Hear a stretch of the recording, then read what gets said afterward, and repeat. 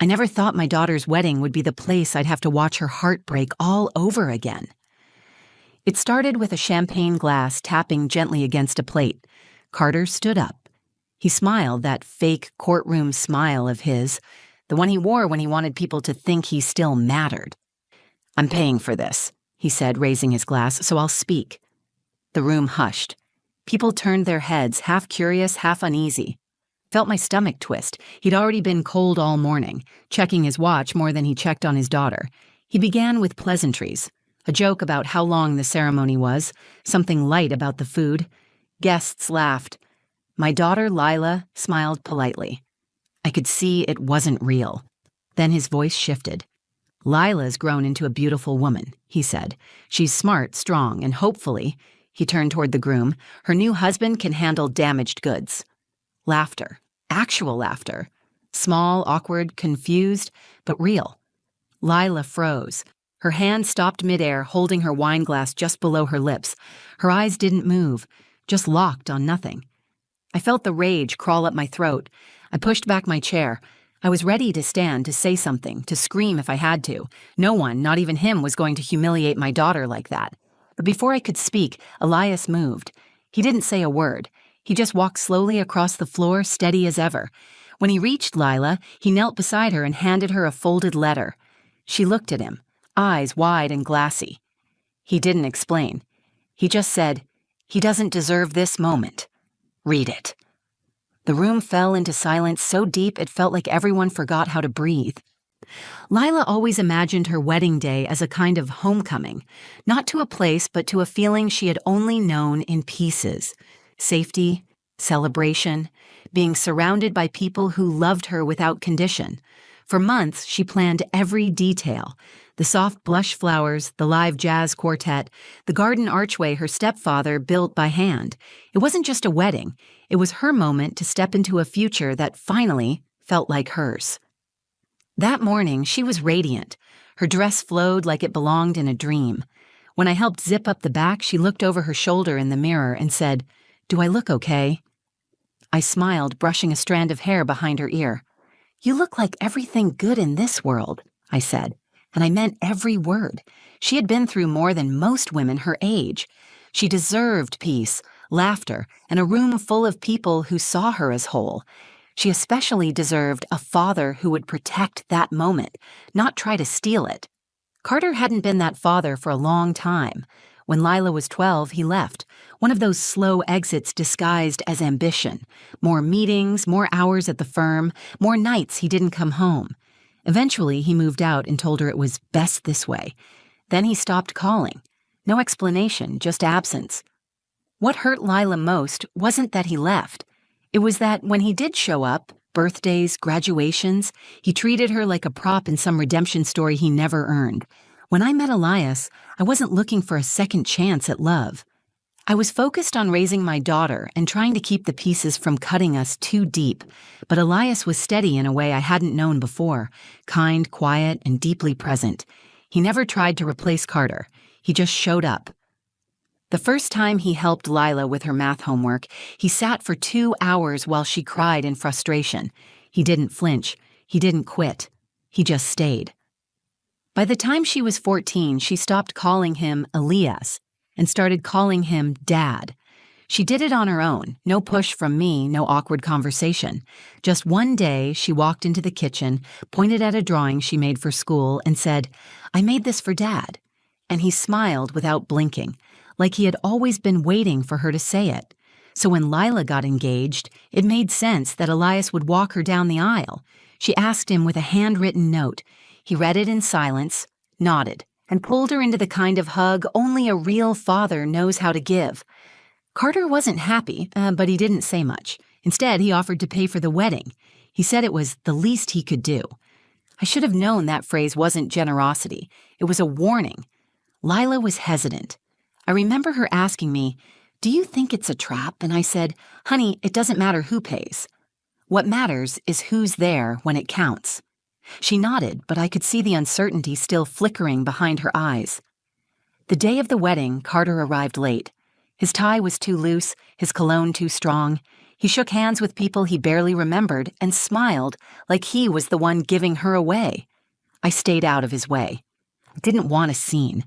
I just wanted the day to go smoothly for Lila. As the ceremony began, Elias stood beside her at the back of the aisle. He looked calm, but I could see the emotion in his eyes. The music started. She reached out and took his arm, and the way she looked at him, that small, grateful glance, said everything. She walked toward her future, holding on to the man who had actually walked with her through life.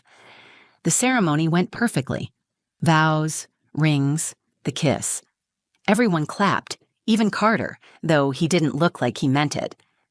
At the reception, Lila twirled across the dance floor with Jonah, her new husband, laughing in the kind of full-bodied way that made people fall in love with her.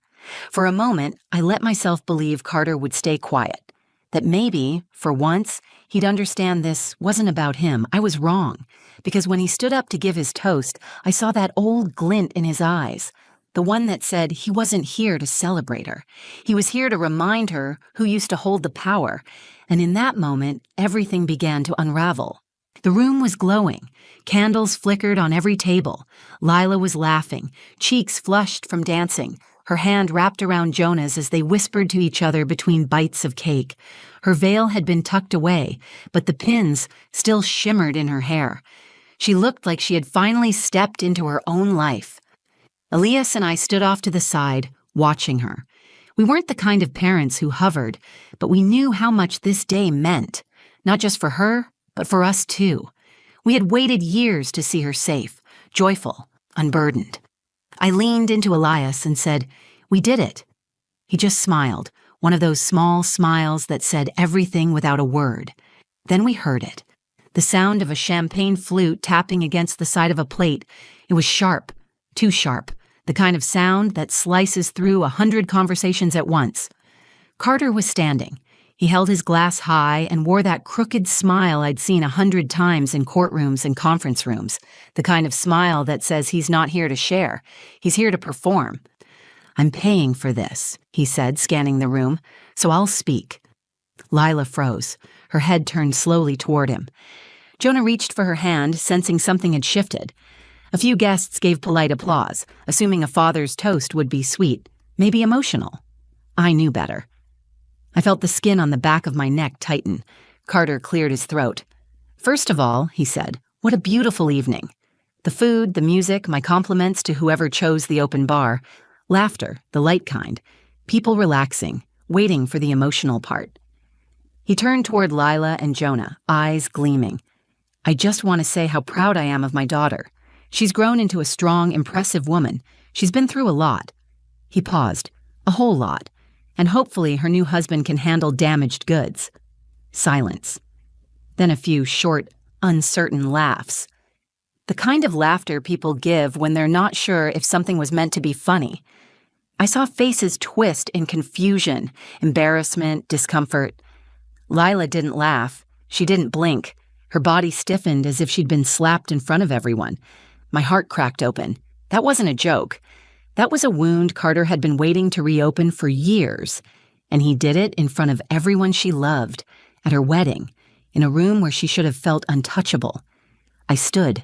My body moved before my mind caught up. I wasn't going to let him have the last word. Not again. Not here. I didn't care that people were watching. I didn't care that it was his money on the bill. I would burn the whole night down if it meant shielding her from that kind of cruelty. Then I felt a hand on my wrist. Elias. He didn't say a word. He didn't need to. He gave me one look, and I knew. He had this. And more importantly, Lila needed him more than she needed me in that moment. He walked forward, quiet but certain. The kind of walk that made people move out of his way without thinking. He reached Lila's table and knelt beside her. Her face was still pale, her jaw clenched so tight I could see the muscle twitch near her ear. He whispered something I couldn't hear. Then he pulled a folded piece of paper from his jacket and placed it in her hand. She looked at it, confused. He whispered again, just one sentence. "He doesn't deserve this moment. Read it." The entire room watched in complete silence. Even Carter sat back down, slowly, eyes narrowing in irritation. He hadn't expected to be challenged. He never does. Not by me, not by anyone. Certainly not by the man who had quietly replaced him in every way that ever mattered. Lila's fingers shook slightly as she unfolded the letter. Jonah reached for her hand again, grounding her. I held my breath. So did everyone else. Something had shifted. You could feel it. The music had stopped. Glasses sat untouched. The air had weight. No one was sure what was happening, but we all knew something important was about to be said. Something real. And for the first time that day, Carter wasn't in control. Lila looked down at the folded paper in her hand like it might burn her fingers. Her lashes fluttered, but she didn't blink. Her throat moved as she swallowed, slow and stiff. Then she unfolded the letter. The paper made a soft sound as it opened, but it was the loudest thing in the room. Every fork, every whisper, every breath had stopped. She took one last glance at Elias, still kneeling beside her, then rose from her seat. Her chair scraped gently against the floor as she stood. Her voice wasn't loud. It didn't need to be. The quiet in the room made it feel amplified, sharp and trembling all at once. She began to read. To my daughter, you are not damaged. You are healing. There is a difference, and it matters. Her voice caught for half a second, but she kept going. You were never broken. You were growing. The pain you carried was never yours to begin with. It came from silence, from absence, from promises made and then taken back without explanation. The guests leaned in. Every word landed like stone in water. Ripples moved across the faces in the crowd, bridesmaids, old neighbors, distant relatives, all watching this young woman unravel and rebuild in real time. I have watched you try to make sense of why he wasn't there. I saw you wait for calls that didn't come. I saw you smile through tears when he missed birthdays, performances, your first college visit, and I saw the way you still hoped. You always hoped. Her hands gripped the letter tighter. Aaliyah stood slowly behind her, not close enough to interrupt, but close enough to be steady if she faltered. You asked me once if it made sense to keep hoping, if it was foolish to keep loving someone who forgot to love you back. I didn't know how to answer then, but I do now. It wasn't foolish. It was brave. Because you never gave up on the idea that you were worth loving. She glanced toward Carter. He didn't move. His expression was frozen somewhere between a frown and disbelief. He wasn't used to being addressed like this, certainly not publicly, not by his own daughter. She continued, Carter Halden paid for this wedding. He paid for the venue, the food, the music, and I'm sure he'll remind people of that for years to come. But love isn't paid for with checks. It's paid for with presence. Lila's voice grew stronger, like each sentence built a platform beneath her feet. The man who stood beside me today is the man who stayed. He stayed when I cried over boys and school and college rejection letters. He stayed when I panicked about growing up. He was there at every softball game, every science fair, every small moment that didn't need to be big to matter. She paused just long enough for the air to settle. He never asked me to call him Dad. He earned it.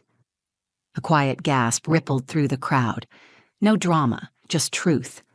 And to my husband, Jonah, she said, turning slightly, this is the family you're marrying into. Not perfect, but real. Not loud, but loyal. Jonah stood up and wrapped an arm around her waist. She let the letter fall to the table. Elias reached out and placed a hand on her back. It wasn't staged. It wasn't meant for an audience. It was what family looks like when no one's watching. People began to clap, soft at first, then louder, not the usual applause you hear at speeches. This wasn't polite, it was grateful, honest, necessary. Carter sat motionless. He looked smaller now, not humiliated, just irrelevant. He had walked into that room believing he still had power over her, and in under 5 minutes, she showed him he never did. Lila turned to Elias and whispered something only he could hear. He smiled, eyes wet but proud. He didn't need credit. He never had. I looked around the room and saw what I had prayed for since Lila was a girl. No shame, no doubt, no ache that she couldn't name. Just light. Finally unfiltered. She had spoken, and now she was free. She was. When Lila finished reading the letter, she stood perfectly still. Her hands trembled slightly, but her voice never cracked. She didn't look to the crowd for approval. She didn't glance at Carter again. She didn't need to. The letter had done what years of silence never could. It gave voice to the ache she carried, and it made something undeniably clear to every single person in that room. Carter Halden was no longer the father in her story. The applause grew, not wild or chaotic. It was thoughtful, deliberate, rising like a wave. I saw faces soften, tears wiped away discreetly. A few people who had laughed during Carter's toast now looked at the floor. Some exchanged quiet glances, uncomfortable with what they had just been part of. The atmosphere had changed. This wasn't a party anymore. It was something deeper. Jonah leaned in and kissed Lila on the forehead. She smiled, but her eyes didn't leave Elias. She stepped toward him, arms open. He met her halfway. Their embrace was slow and full. Elias pulled her into his chest and held her with both arms wrapped tightly around her. He didn't speak. He just pressed his hand gently against the back of her head like he used to when she was little and scared. Her body sank into his like she had finally found where she belonged. The applause softened and faded into silence. Carter stood. Whether it was instinct or ego, I'll never know. He adjusted his jacket and cleared his throat like he was about to explain something. The kind of self-important gesture I'd seen too many times in courtrooms and company parties. But this time, no one looked at him. The microphone was still on the table. He reached for it, hesitated, then pulled his hand back. There was no recovering from this, no joke to ease the tension, no smooth transition to charm his way back into the spotlight.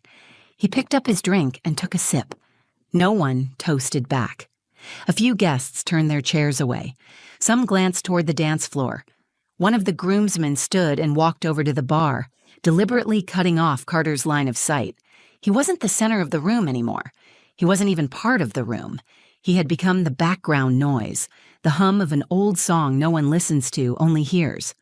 Carter didn't storm out. That would have drawn attention. He hated losing control, but he hated being pitied more. So he did what men like him do when they're cornered. He disappeared. Quietly, with a forced smile, he slipped out the side door near the terrace. I watched him walk into the night like a man stepping away from a house he didn't build and never really lived in. Lila watched him go, but there was no pain in her eyes, only relief. She exhaled once, slow and clean, and turned back toward Jonah. Then something beautiful happened.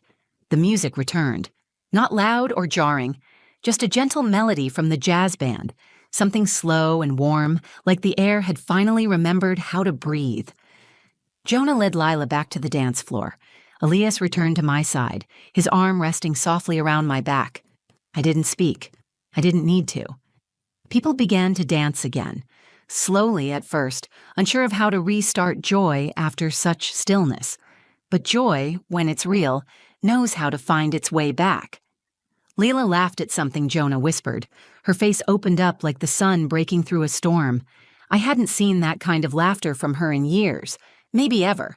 She wasn't faking it anymore. She had walked through fire in front of everyone she loved, and instead of shrinking, she stood taller. Instead of being humiliated, she found power, not in revenge, not in shouting, but in truth. Real truth doesn't need to shout. It doesn't need a microphone or a stage.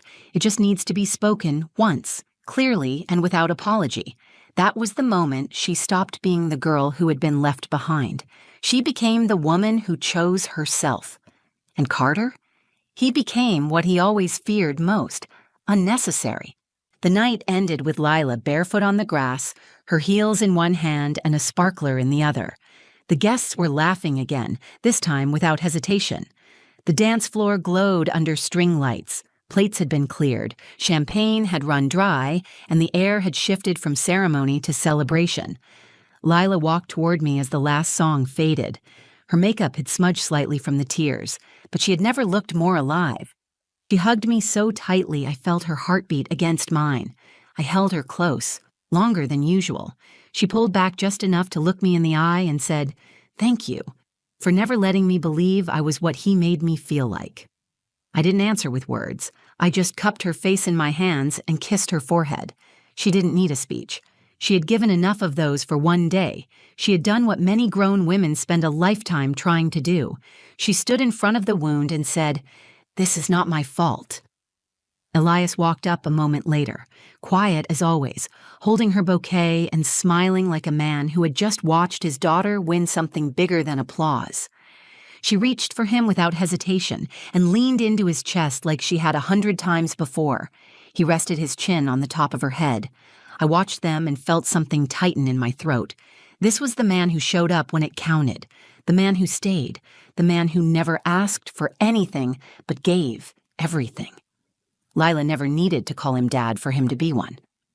Later that evening, as the guests began to leave and the venue dimmed its lights, Jonah came over and thanked us, not just for the wedding or for raising Lila, but for what happened after the toast.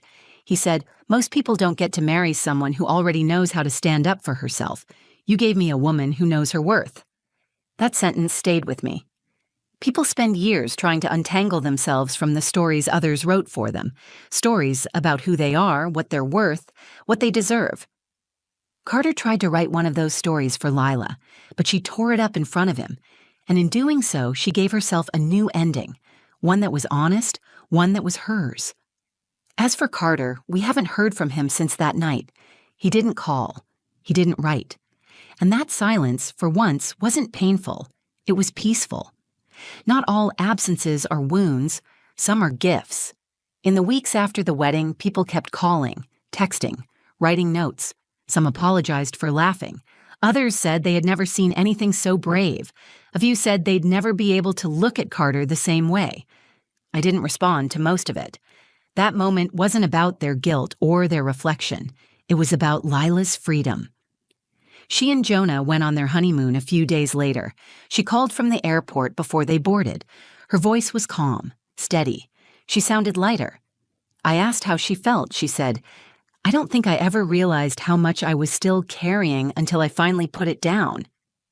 That's what healing sounds like. It doesn't always come in silence or solitude. Sometimes it comes in front of 100 people, in a borrowed microphone with a shaking hand and a steady heart. This wasn't just a wedding. It was a reckoning, a release, a reclaiming of identity. People say blood is thicker than water, but they forget that love is thicker than both. Elias wasn't Lila's father by blood, but he was there. Every day, in every way that mattered.